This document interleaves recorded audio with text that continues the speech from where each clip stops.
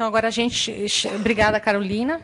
Chegamos ao último painel dessa primeira reunião da Rede Cielo, com a participação dos representantes que formaram o consórcio para o desenvolvimento do projeto piloto Cielo Livros, para compartilhar as experiências, ideias e visão do futuro. Então, chamo à mesa o João Canossa, da editora Fiocruz, o editor executivo. O professor Dr. Gésio Gutierre, da editora Unesp, também editor executivo. A Flávia Rosa, da editora UFBA, diretora da editora UFBA. Gostaria de chamar o Abel para coordenar essa mesa. Estamos terminando esse evento, embora, obviamente, a gente está cansado e muitos com fome. Mas isso não tira a importância desse painel. Então, a gente teria duas maneiras de começar esse painel, que a gente não combinou. Uma seria abrir para perguntas, mas eu vou pedir que cada um dos membros, esses que construíram a primeira versão do Cielo Livros, que falem um pouco da sua experiência e destaquem o que é importante em termos de falhas, em termos de acertos e de desafios. Vou começar pelo João aqui, por favor. Boa tarde a todos. Em primeiro lugar, agradecer a oportunidade de estar aqui e, enfim, de dizer da alegria. Eu acho que o sentimento predominante em todos nós é o da alegria de ver a criança nascer. A gente se sente um pouco pai, mãe desse processo, dado que foi uma gestação um bocadinho longa, no sentido de tentar trazer para vocês, e quando eu digo vocês, eu me refiro à academia, ao leitor, ao professor, ao escritor, ao autor, enfim, e principalmente ao leitor, que é quem precisa chegar à informação, e a informação de qualidade. O melhor projeto, ele talvez ainda necessite de muitas adaptações, transformações, evoluções, mas isso é parte do ser no mundo e isso virá certamente com o tempo e com a própria experiência. Eu vou falar um pouco rapidamente da alegria que foi esse encontro feliz do Cielo, Abel, Adriana, com a Fiocruz, num primeiro momento, para conversar sobre a ideia de um portal de livros em acesso livre e da alegria de trazer parceiros, da importância da editora da Unesp, da Universidade Federal da Bahia, para se somar a esse esforço de construir esse portal. Enfim, eu sou filho de portugueses, então não me falta poesia e fado. Então, eu gosto muito de um belíssimo fado na voz de Dulce Pontes, de uma letra de Fernando Pessoa. Acho que o povo não gosta de fado. Uma letra de Fernando Pessoa, cantada por Dulce Pontes, que diz: Deus quer, o homem sonha, a obra nasce. Eu acho que isso diz muito do trabalho que nós tentamos trazer até aqui. Um outro aspecto que eu gostaria de ressaltar é da importância de serem editoras universitárias à frente desse projeto. Eu acho que isso tem um compromisso explícito da academia, do que se produz de conhecimento e da nossa vontade de que o conhecimento efetivamente chegue aonde possível for. Eu acho que nós não partimos da ilusão de que estamos tirando o livro do papel para simplesmente colocar o livro num ecrã, mas, sem dúvida, isso é uma grande contribuição no sentido de que mais pessoas possam ter acesso e acesso de qualidade. Há muitas desigualdades e iniquidades a enfrentar nesse país, mas a gente espera que essa iniciativa seja uma forma de contribuir positivamente nesse sentido. Finalmente, agradecer ao Cielo, ao Abel, à Adriana e toda essa equipe que faz essa arquitetura complicada, que já foi projetada algumas vezes aí, que se alguém me perguntar como é que acontece, eu vou ter um sonoro não sei como resposta, mas acho muito legal. Agradecer à própria Fiocruz, porque da editora, dos seus editores científicos, a própria vice-presidência de ensino, de comunicação e informação, enfim, a crença na possibilidade, no tornar possível um projeto desse porte, e agradecer o apoio do Ministério da Saúde e dos parceiros que nos ajudaram a conseguir viabilizar materialmente, financeiramente, esse projeto. Só para esclarecer, Deus quer, o homem sonha, a obra nasce, e o verso termina dizendo que Deus quis que a terra fosse toda uma. Eu acho que o Cielo Livros é um importante passo nessa direção. Obrigado.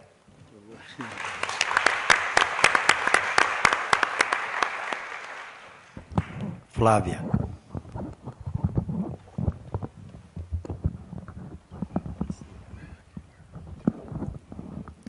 No início da sessão, eu tive a oportunidade de fazer os agradecimentos e destacar agora, nesse momento, o que, de fato,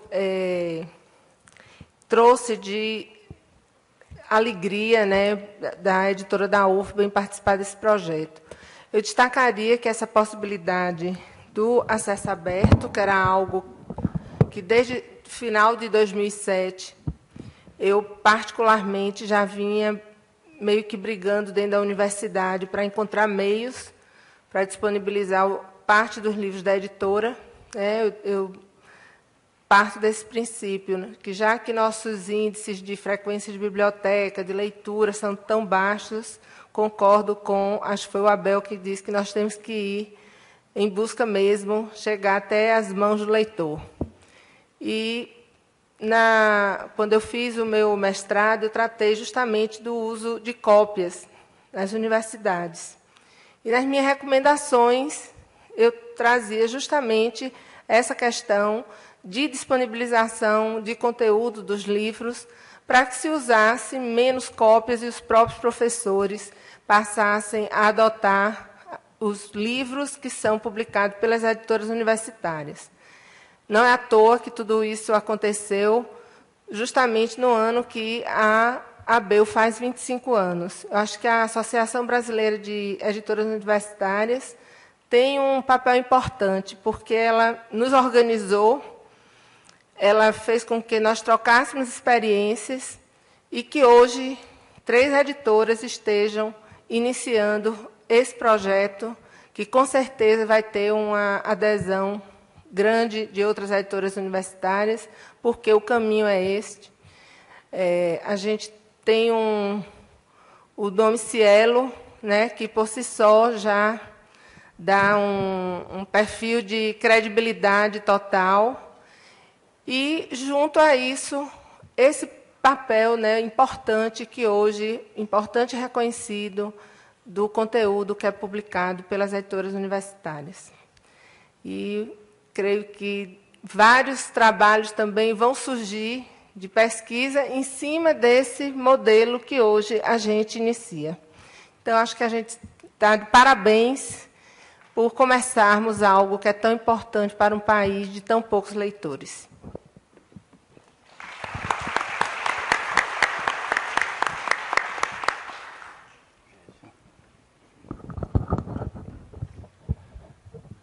Bem, boa tarde, né? Boa tarde a todos. Eu não vou matar ninguém de inanição. Sei que todos estão já flébeis com isso. Em primeiro lugar, eu agradeço muito a oportunidade que o Cielo nos deu de participar desse programa. Acho que esses momentos, vários deles, né, e por tanto tempo, foram muito agradáveis, vendo retrospectivamente. Acredito que a gente tenha tido oportunidade de ter uma convivência bastante enriquecedora. Eu agradeço particularmente à equipe do Cielo, que sempre foi extremamente agradável, eficiente e solícita. Aí, particularmente a Adriana, que foi um contato constante. Fora isso, evidentemente, dos companheiros de bancada, como no caso da Flávia, do João e do Abel. O Abel, estimulando o início da fala, ele disse que nós poderíamos identificar os enganos, percalços e coisas assim. Eu acho que até o Estatuto do Menor, impede que nós façamos isso porque a criança está nascendo. Né? Então, eu não vou chutar criança. É o tipo da coisa que a gente espera para saber se a criança vai, de fato, se desenvolver para alguma coisa legal ou se vai se tornar um delinquente. Isso é o futuro que dirá. Por ora, todas as indicações que nós temos são muito positivas e a iniciativa é extremamente elogiável. Por causa disso, que a minha fala, que é fundamentalmente subjetiva, pode ser reduzida nisso. Por que me ufano do projeto Cielo? E por que me ufano do projeto Cielo? Eu acredito que nessa época nós estejamos, em particular enquanto editores universitários, editores acadêmicos, porque nós devemos saudar o projeto Cielo. Eu acho que, para justificar, para responder essa questão, devemos levar em consideração algo que vários dos palestrantes já mencionaram aqui. Né? Nós estamos vivenciando, algumas vezes dolorosamente, um processo de transição. Eu acredito que esse seja um momento privilegiado para todos nós. Nós estamos, muitas vezes, inconscientemente, vivenciando uma revolução. Eu não tenho certeza se aqueles que vivenciaram a Revolução Francesa tinham a consciência de estar vivenciando um momento tão importante assim. Nós estamos vivenciando um momento extremamente importante que talvez, algumas vezes, não seja tão evidente assim. Né? Nesse sentido, o que acontece? No caso da produção acadêmica, nós temos uma explosão de produção como nunca vimos. Agora mesmo foi mencionada a tarefa, que é uma tarefa fundamental das universidades, que é a tarefa de selecionar esse conteúdo de alguma forma, para que não seja, enfim, a festa do caqui. Né? Que não saia, a gente está produzindo cada vez mais. E o que é importante fazer com essa enorme produção acadêmica que está aparecendo em todo o mundo? Que nós tenhamos também processos de seleção, processos de controle qualitativo dessa produção que está sendo gerada e gerida pela universidade. Gerar é fácil, gerir é um pouco mais complicado. As editoras, em particular editoras universitárias, são extremamente importantes nessa seara. E nesse momento, com essa função, elas são, independentemente de qualquer outra função que tenham, elas são um elemento a mais na curadoria, como foi dito há pouco tempo, na curadoria desses conteúdos que são gerados pela universidade, para que esses conteúdos, de alguma forma, passem por mais um crivo, mais uma organização, mais um ajambramento, que permita, primeiro, a consulta, caso contrário, é o caos, e, em segundo lugar, que também gerencie algo que algumas vezes a universidade mostra estar claudicante, no fato da análise, da avaliação competente dos conteúdos produzidos em meios acadêmicos. Então, a primeira coisa que está acontecendo agora, e uma das coisas que justifica não só alguns programas como esse, por mais prestigioso que seja, mas também as próprias editoras universitárias, é a capacidade que tem de selecionar conteúdos. Em outras palavras, de excluir conteúdos. Em primeiro lugar, isso. Em segundo lugar, que as editoras também têm a função de disseminar essa massa de conhecimento que tem sido produzida. Bem, nós temos, portanto, duas funções, aparentemente, em alguns pontos, inclusive, antagônicas entre si, mas, em primeiro lugar, a função de selecionar e a segunda função de disseminar. Alguns projetos, inclusive projetos desenvolvidos pela própria Unesp, eles têm levado em consideração isso. Agora mesmo está sendo feita a terceira leva do programa ProPG, FEU, de produção de títulos digitais. Exatamente nessa direção. Qualificação docente, processos de avaliação desses conteúdos e disseminação dos conteúdos resultantes. Bem, o Cielo, ele tem tudo a ver com esses dois objetivos fundamentais. Ele vai propiciar indexadores e avaliações que, de outra forma, não ocorreriam. E, ao mesmo tempo, paralelamente a isso, é um canal eficiente a mais para disseminação, divulgação desses conteúdos que estão sendo produzidos pela universidade. E eu acredito que seja um dos méritos do projeto que nós tenhamos aí um leque de canais de distribuição que é totalmente onívoro, totalmente ilimitado. Quer dizer, nós teremos publicações gratuitas, publicações pagas, publicações digitais e também estamos projetando, como o Abel falou na apresentação dele, impressão por demanda, quer dizer, físicas também, distribuição de conteúdos até físicos também, né? Então, por isso, uma iniciativa como essa, ela deve ser saudada pela comunidade científica em geral, pela comunidade acadêmica em geral, tanto das nossas universidades aqui presentes, como de todas aquelas que compõem o universo de produção acadêmica brasileira. Eu acho que é um dia, por causa disso mesmo, é um dia bastante feliz para a produção científica brasileira, e, por causa disso, eu concluo e justifico o meu ufanismo em relação ao projeto Cielo. Muito obrigado.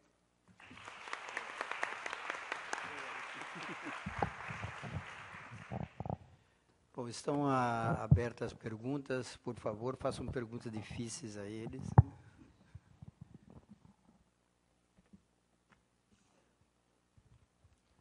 Ou inquietações, né? Carolina, passa o microfone. Alô? É uma pergunta. Como vocês veem o Cielo Books a parte da realização da função social da universidade pública, né? Como isso se encaixa nesse contexto? De função social, de disseminação, além daqueles que estão formalmente, né, nas instituições. Obrigada. Quem quer responder? Nada?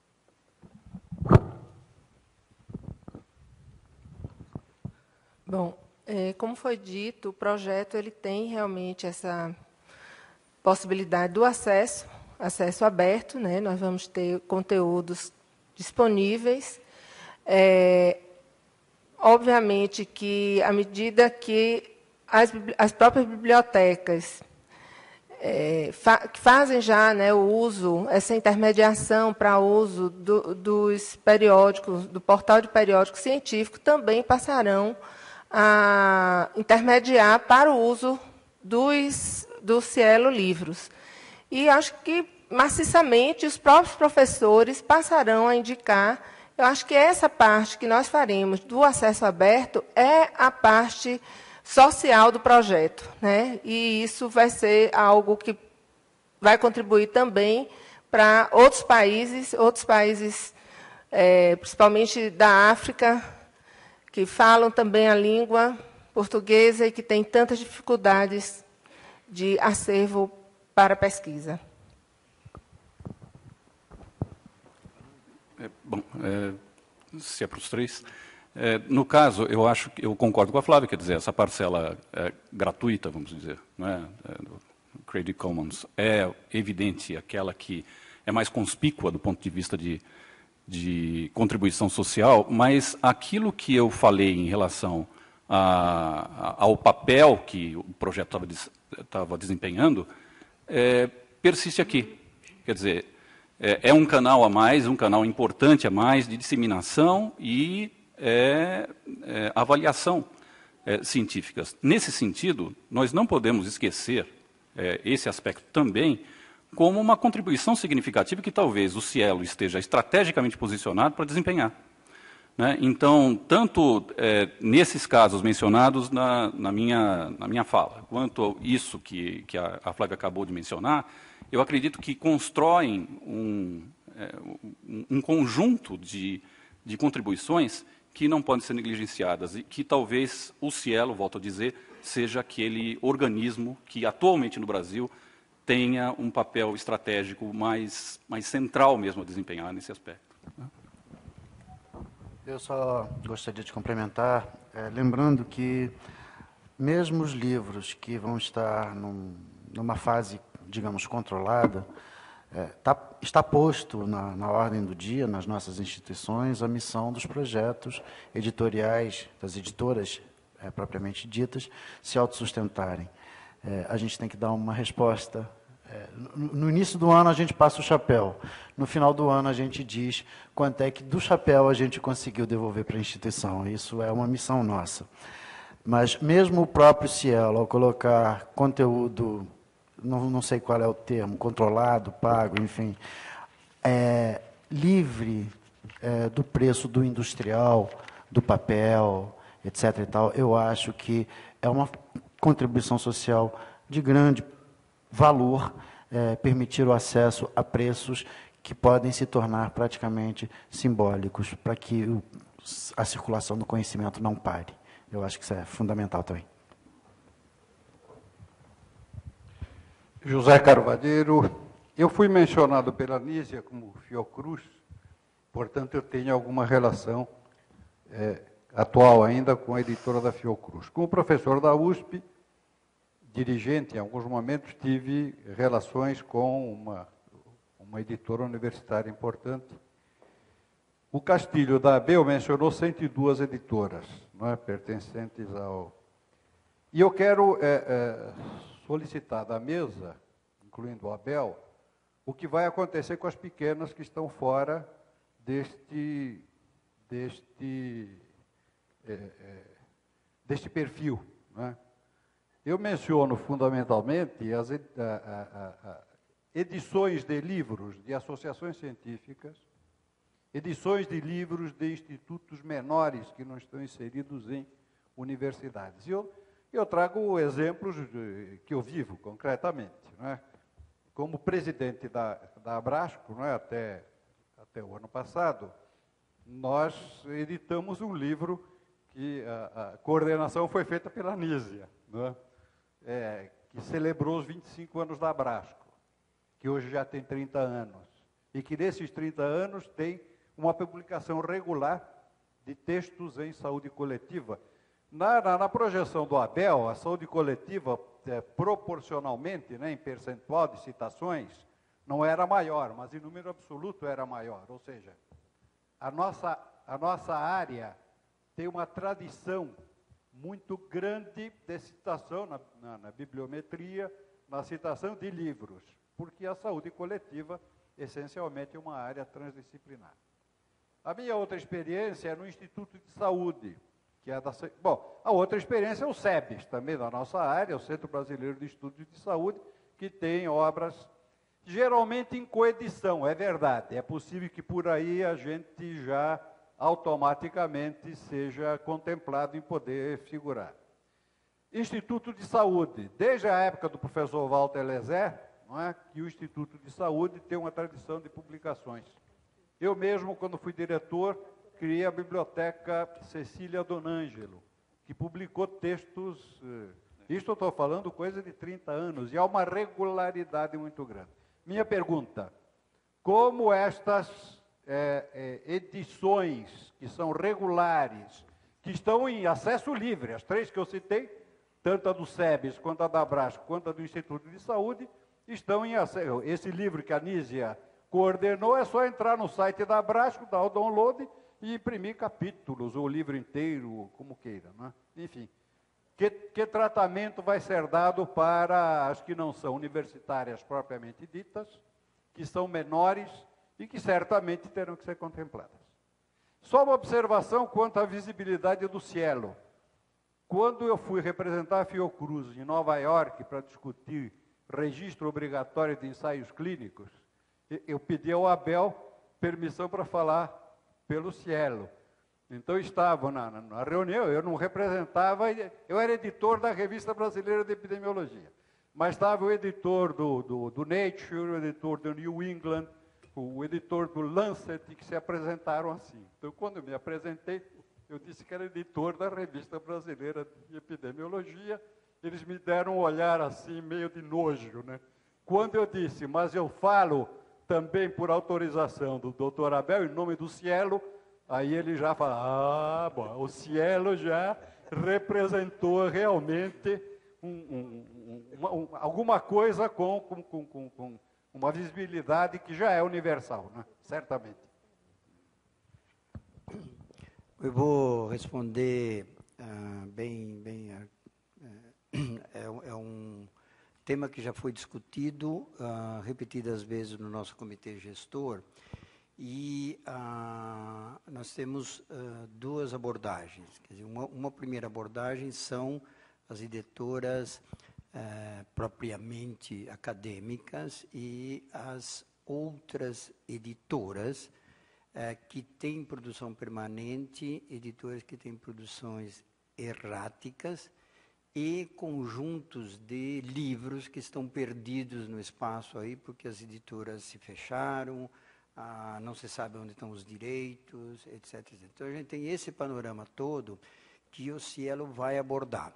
Então, a abordagem que vai se dar é pelos dois comitês. Quer dizer, tem um comitê de inserção na rede, tá certo? Que, se existe alguém do outro lado, ele tem que fazer essa manifestação de adesão, tá certo? Que vai ser avaliada pelo comitê consultivo, pelo comitê científico e pelo comitê gestor. Uma vez dentro do comitê da rede, significa que a editora já está ou se compromete a cumprir com uma série de requisitos que foram aprovados pelo comitê consultivo e que é dinâmico e vai modificar ao longo do tempo. Por exemplo, a experiência do Cielo é que os critérios foram se tornando, vamos chamar, mais refinados e mais exigentes ao longo do tempo, tanto que tem alguns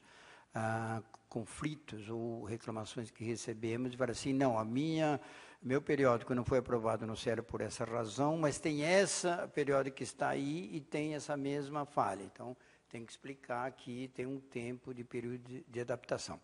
Então, isso para dizer que ao entrar no Cielo, embora a editora, como eu falei, tem absoluta independência de gestão política editorial, etc., ela tem que cumprir determinados requisitos. Um requisito é ela ter um conselho editorial público, explicitado e publicado, né? O outro é que os novos livros que serão publicados deverão preencher, na sua aprovação, um formulário com uma série de campos obrigatórios, além de outros campos que a editora queira colocar. Então, estou falando daqui para frente. Para trás, tá certo? Vai ser parte de avaliações. Quando a editora tem presença de publicação contínua, o comitê simplesmente vai avaliar a produção e tomar uma decisão. Quando é errática, pode ficar mais difícil e a gente vai precisar usar, como a gente usa na área de periódicos, a gente vai usar a revisão por pares para fazer uma emissão, porque vai chegar casos onde vai ter que analisar o livro, porque a editora não tem registro de como foi aprovado, se passou por conselho, se não passou, etc., que é o mínimo que o Cielo vai exigir se houve um pré-análise. Senão, a gente vai ter que fazer, e isso daí vai ter que fazer com outro. Então, o princípio é aberto, quer dizer, todos têm o direito de participar, e aquelas, vamos chamar assim, conjunto ou domínios de livros que não tem mais uma editora ou que as editoras são erráticas, elas poderão ser agrupadas em projetos ou coleções temáticas que teria um comitê editorial, um conselho editorial específico para autorizar ou para representar aquele conjunto. Mais ou menos essa é a...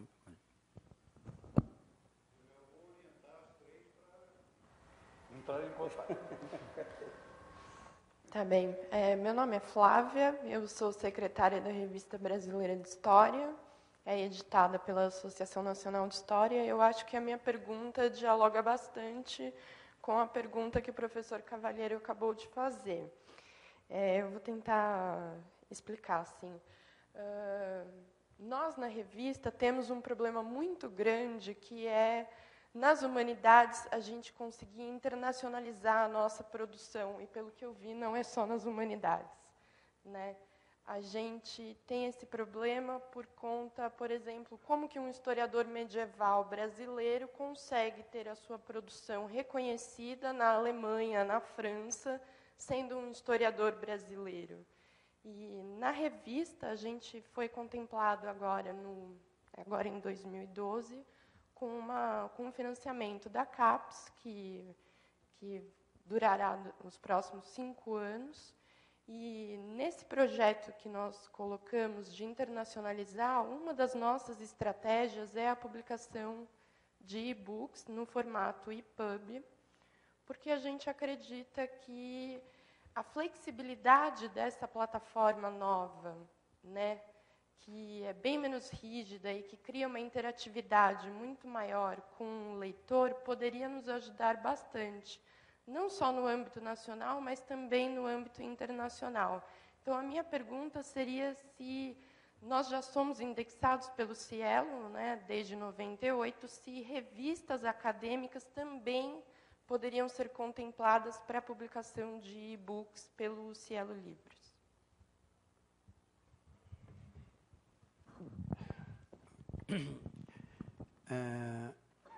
Vou falar bem rapidamente, porque, na verdade, não é muito o tema dessa reunião, mas o conceito de internacionalização que o Cielo está trabalhando e que o Rogério vem há muito tempo já postulando trata-se, na verdade, da inserção do processo editorial, internacionalizar isso, quer dizer, trazer para o conselho editorial da revista pesquisadores que fazem parte, vamos chamar, de comunidades ou do corrente principal.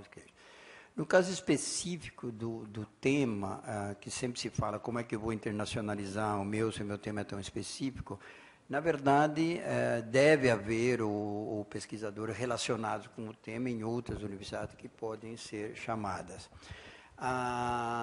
Em relação à publicação do uso da tecnologia, quer dizer, a publicação de livros, ela, como eu falei antes, ela tem que ser formalizada através de algum processo editorial. Então, se a revista também publica livros, se a revista vai transformar as revistas em livros, é outra questão. Ela tem que instanciar-se como editora e, portanto, comportar-se como tal, vamos chamar assim, para submeter-se aos critérios.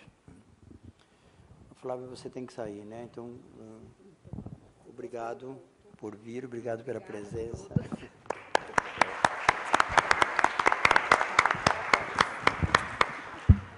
Temos mais perguntas? Alguém quer fazer comentários? Boa tarde, meu nome é Paulo, eu sou professor e autor de design de multimídia. E, enfim, venho trabalhando há algum tempo nessa área e me preocupa o seguinte cenário, quer dizer, o Neil Postman, ele tinha uma frase muito interessante no Tecnopólio, que logo no início do livro ele diz: ao homem com um martelo tudo se parece com um prego.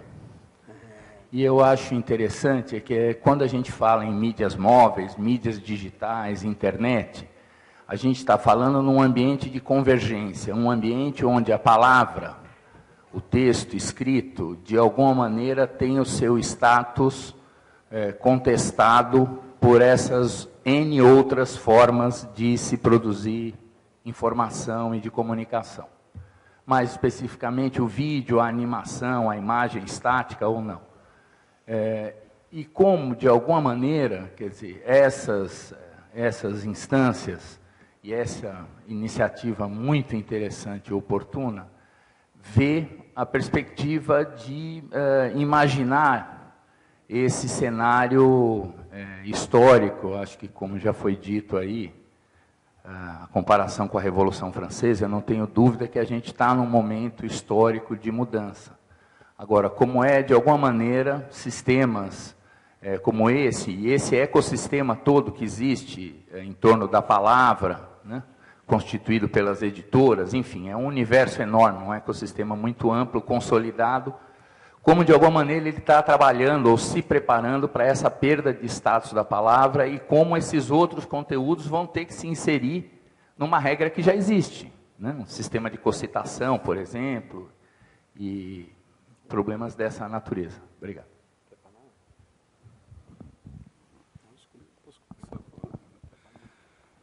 Bem, essa preocupação que você está externando, eu acredito que seja a preocupação do mundo editorial, né? E talvez, como você também falou, alguma coisa que transcenda até o mundo editorial. Esse é um desafio do mundo acadêmico, mesmo, em geral, né?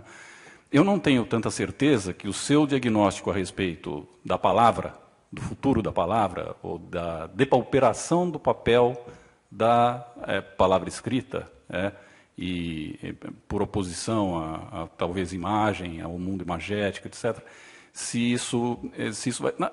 Sinceramente, como vocês podem imaginar, por dever de ofício, eu tenho frequentado N congressos a respeito disso.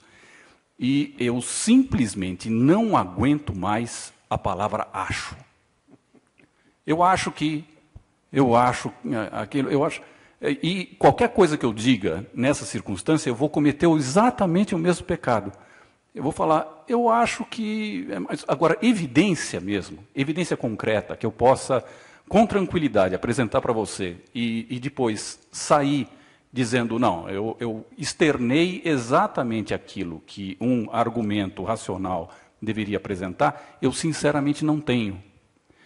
O que vai acontecer daqui para frente, eu acho que alguns outros palestrantes mencionaram esse fato hoje, e que eu acho que é extremamente prudente, razoável, honesto, é dizer que nós estamos numa época de transição, mas que nessa época de transição muitos elementos são absolutamente incontroláveis. Ou, pelo menos, que hoje não se tem muita clareza em relação à controlabilidade desses elementos. Eu acho que todos nós, de uma maneira ou de outra, nós já fizemos previsões, ou já lemos previsões. Foi mencionado aqui o Epstein, né? Agora mesmo, há pouco, há 10 minutos atrás, 20 minutos atrás, e eu vi congressos dele dizendo o que cabe para um editor fazer, um livreiro, o que ele tem que... Qual é o comportamento razoável para um livreiro hoje? Ele diz, morrer honradamente. Morrer honradamente, que pelo menos permaneça com honra, né? Não ficar se debatendo, nem nada disso daí. Morra como homem, né? Então, agora, esse tipo de butade, né, é facílimo de fazer. É facílimo de fazer.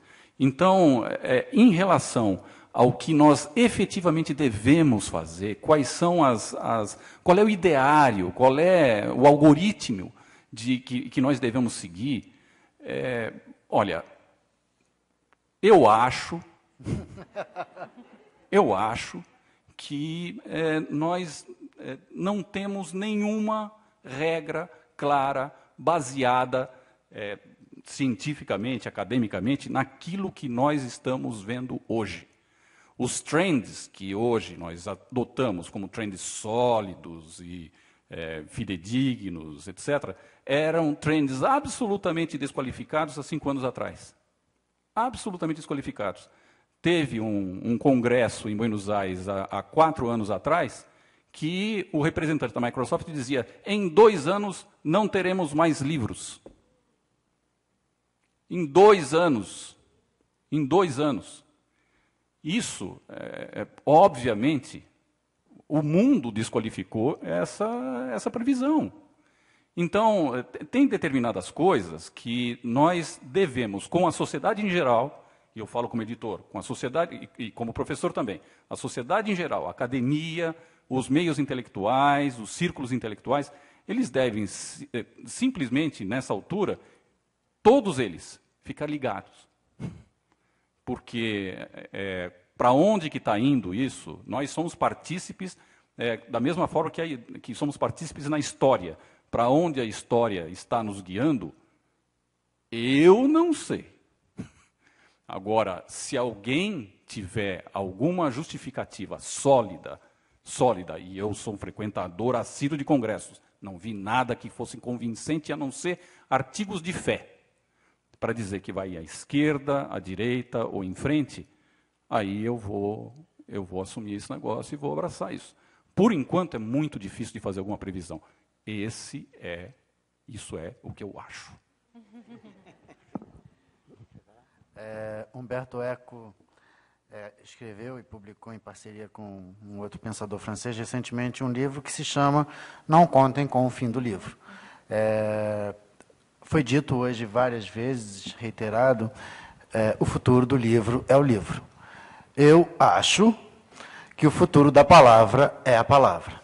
No dia em que a gente se calar e substituir isso por uma imagem, alguma coisa vai muito mal na nossa capacidade de reconhecer o outro e de ouvir e perceber e conversar com o outro. Eu duvido muito de que a palavra deixe de ser carne e deixe de habitar entre nós. Talvez a revista de outra coisa, mas como livro, ou como Humberto Eco fala nesse próprio livro, como uma colher continuará sendo uma colher, um livro, e a palavra, a palavra. Bom,